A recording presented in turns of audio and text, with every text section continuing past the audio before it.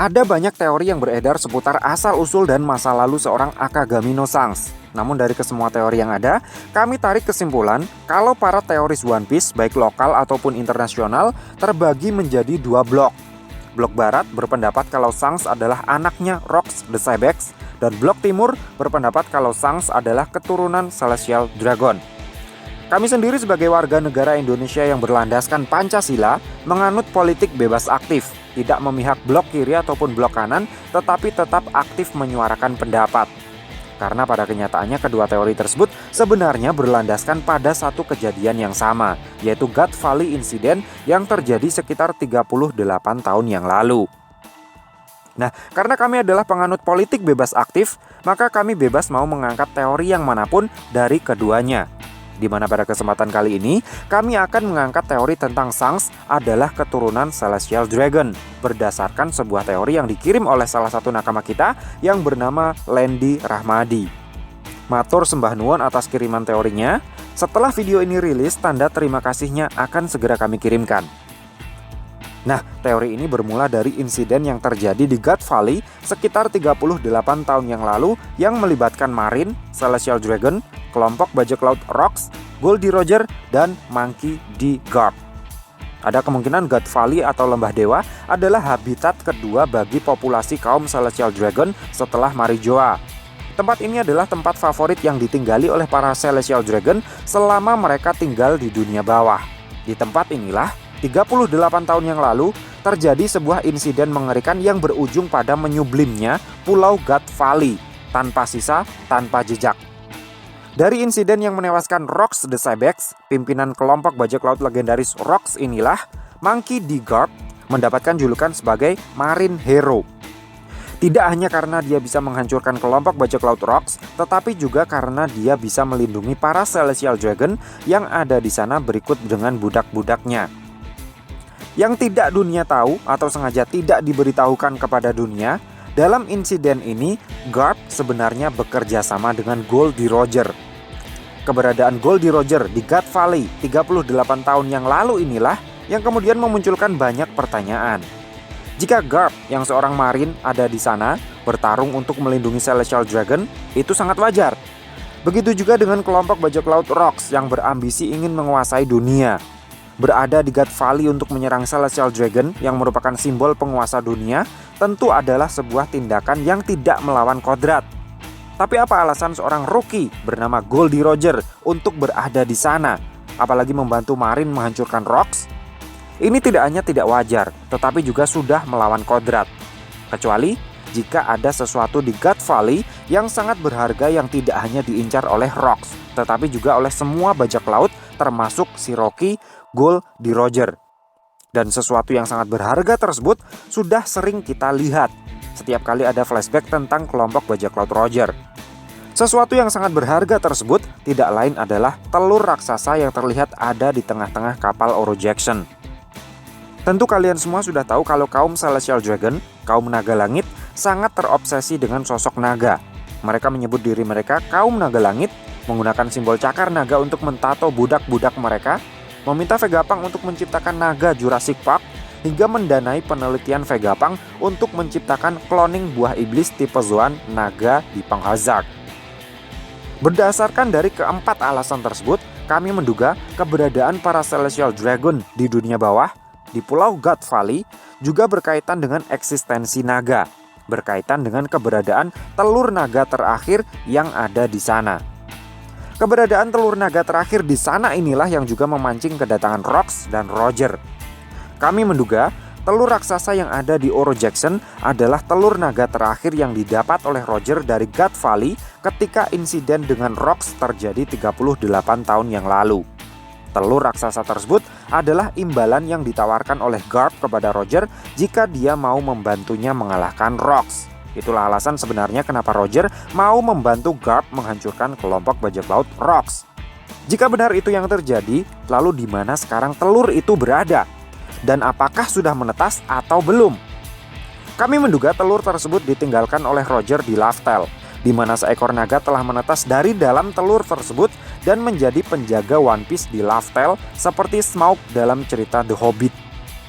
Tapi selain perebutan telur naga terakhir tersebut, ada satu kejadian lain yang tidak kalah penting yang terjadi sebelum God Valley lenyap. Seorang anak manusia berambut merah yang masih berwujud bayi berpindah tangan dari keluarga dewa ke tangan musuh dewa. Bayi yang kami maksud tidak lain adalah Akagami no Shanks. Menurut pendapat Bung Lendi Rahmadi, Shanks adalah keturunan Celestial Dragon yang tanpa sengaja diselamatkan oleh Roger sebelum pulau tersebut musnah. Seperti yang kita tahu, usia Shanks saat ini adalah 39 tahun, sehingga ketika tragedi Lembah Dewa terjadi, usia Shanks baru 1 tahun. Dia tidak akan ingat siapa orang tua kandungnya. Yang dia tahu, dia tumbuh besar di atas kapal bajak laut Roger. Mungkin ketika bentrokan dengan Rocks terjadi, ada chaos yang membuat para Celestial Dragon lari terbirit-birit meninggalkan pulau tersebut. Di momen inilah, bayi Shanks tertinggal, hingga pada akhirnya ditemukan oleh Garp dan Roger.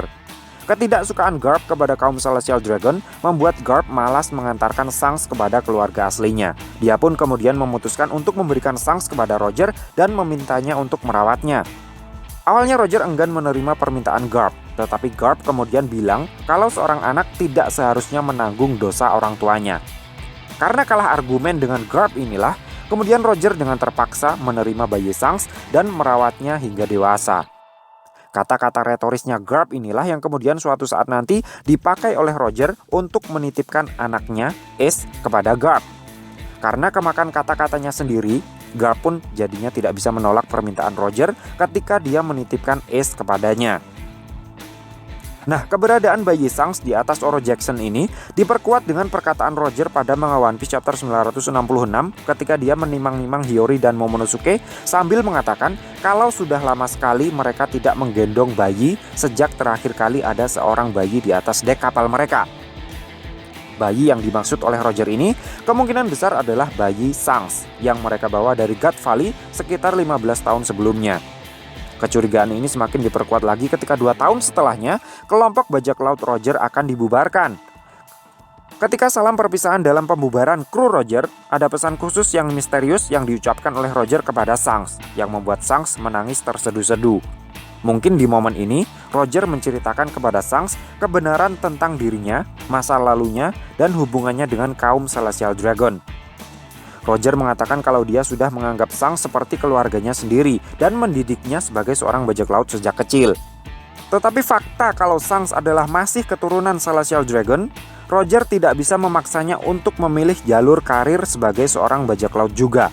Roger memberikan kebebasan kepada Shanks untuk memilih jalan hidupnya sendiri. Tetapi pada akhirnya, Shanks tidak mengklaim status Celestial Dragon-nya untuk bisa hidup di Marijoa, melainkan memilih untuk tetap berlayar di laut sebagai seorang bajak laut. Shanks memilih untuk membentuk kelompok bajak lautnya sendiri dan memutuskan untuk menemukan orang yang dinanti-nantikan oleh Roger. Hingga pada akhirnya, dia bertemu dengan Luffy di Fusa Village. Dan benang takdir memang tidak pernah terurai dan tersimpul jauh dari inangnya. Lagi-lagi Garp terkena imbas dari keegoisannya di masa lalu. Shanks yang dulu dia titipkan kepada Roger karena dia malas bertemu dengan kaum Celestial Dragon, kini menjadi racun bagi cucunya sendiri, Luffy.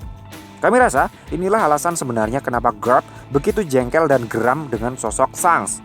Bukan hanya karena dia menjadi tokoh panutan yang membuat Luffy memilih karir sebagai seorang bajak laut, tetapi juga karena penyesalannya sendiri di masa lalu kenapa dia menitipkan Shanks kepada Roger.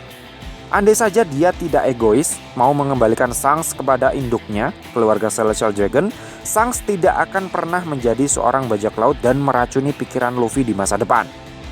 Nah, mungkin dari mulutnya Garp inilah pada akhirnya Gorosei tahu kalau Shanks adalah keturunan Celestial Dragon. Maka dari itu, walaupun Shanks seorang bajak laut, pemerintah dunia tetap menghormatinya. Seperti halnya perlakuan terhadap Don Quixote do Flamingo, perlakuan pemerintah dunia terhadap Shanks juga istimewa. Contohnya, ketika mengakhiri perang di Marineford, Sengoku bilang tidak masalah dan setuju karena Shanks yang memintanya. Gorosei juga bersedia menemui Shanks di ruangan mereka untuk berbicara empat mata di saat mereka sedang sibuk mempersiapkan sidang level Lee. Rasanya sangat aneh bagaimana bisa seorang bajak laut keluar masuk Marijoa dengan seenaknya, bahkan sampai mengajak podcast para Gorosei jika dia hanyalah seorang bajak laut biasa.